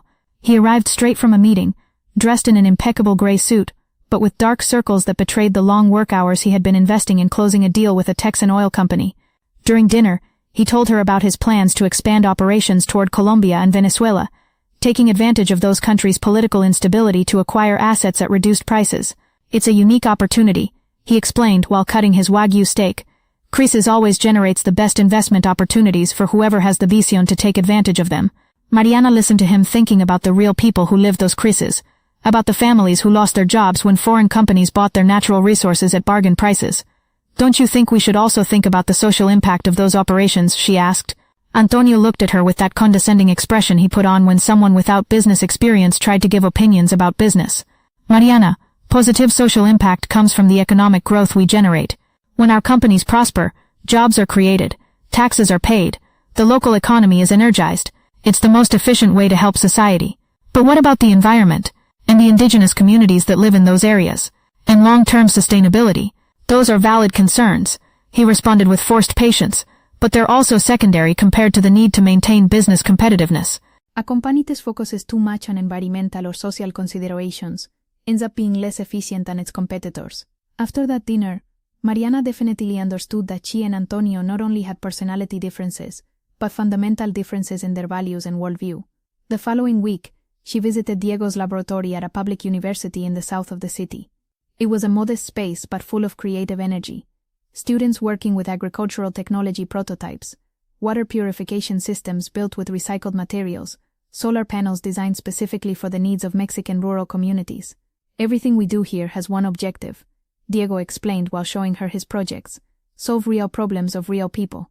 We don't develop technology just because, but because there are farmers in Chiapas who need more efficient irrigation systems, or because there are communities in Oaxaca that don't have reliable access to electricity." Mariana felt more inspired in those 2 hours than in the last 6 months combined. Finally, she had found people who thought like her, who believed that economic privilege should be used to generate positive impact, not just to accumulate more wealth. At the end of the visit, Diego invited her to participate in a pilot project they were developing: sustainable agriculture systems for small producers that combined ancestral Mexican techniques with modern technology. "Finding financing is always complicated," he explained, "but if you know someone who might be interested in investing in this type of projects." Mariana smiled for the first time in weeks. "I think I can help you with that." That weekend, she had a difficult conversation with her parents. She told them about her visit to the laboratory, about her interest in sustainability, about her desire to use the family companies for social impact projects. "Mija," her father told her with paternal patience, "those are very noble ideas, but business requires pragmatism. We can't risk the stability of our companies for experimental projects." "I'm not talking about risking anything," responded Mariana. "I'm talking about diversifying towards sectors that are going to be important in the future. Sustainability isn't a fad, Papa. It's where the entire world economy is heading." Her mother intervened with that smile she used when she wanted to change the subject. "Dear, there will be time for you to explore those ideas after the wedding. Now we have to focus on the preparations. The event organizer needs to confirm the menu for next week's tasting." But Mariana could no longer continue pretending interest in the details of a wedding that felt like her funeral.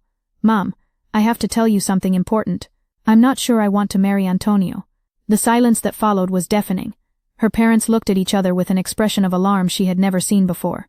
"Mariana," said her father with a controlled voice, "where is this coming from? I thought everything was resolved." "Nothing is resolved, Papa. I never had the opportunity to decide anything. You and the Durans agreed on everything without really consulting what I felt." Her mother approached with that maternal expression she used to calm family crises. "My love, all brides feel nerves before the wedding. It's completely normal. Once you're married, you'll see that all this was worth it." "They're not nerves, Mom. It's that I don't love Antonio. I don't feel anything for him except professional respect. And he doesn't love me either. For him, I'm a business acquisition." Don Ricardo got up from his chair with a serious expression. "Mariana, we've already had this conversation. Love can develop over time. What's important is that Antonio is a good man who will take care of you and respect our family." And what happens if love never comes? What happens if I spend the next 70 years pretending I'm happy in a loveless marriage? You'll get used to it, responded her mother with conviction. That's how marriages work in families like ours. Your great-grandmother wasn't in love with your great-grandfather when they got married either, and they had a very successful marriage. Mariana felt like she was talking to a wall. Her parents couldn't understand that for her. The idea of a loveless marriage was intolerable. That night she called Sofia and told her everything. Her visit to Diego's laboratory, her doubts about the wedding, the impossibility of really communicating with her parents about her feelings. Mari, her friend told her with that frankness she had always valued, you have to make a decision. Either you get married and accept that you're going to live the life others chose for you, or you find the courage to disappoint your family and live the life you want. It's not that easy, Soph. If I cancel the wedding, it's going to be a national scandal.